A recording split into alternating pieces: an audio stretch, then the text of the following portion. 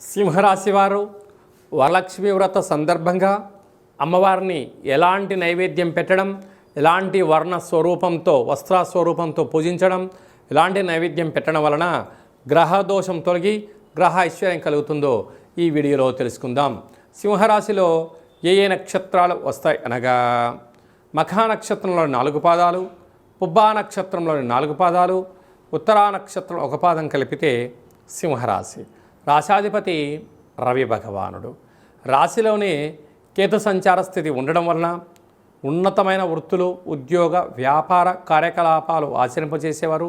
దూరపు చూపు, ప్రణాళిక, ఐశ్వర్యకరమైనటువంటి జీవితానికి చక్కగా ప్రయాణం ఏర్పాటు చేసుకోగలిగినట్లయితే భవిష్యత్తు చాలా బాగుంటుందని చెప్పి గమనించాలి.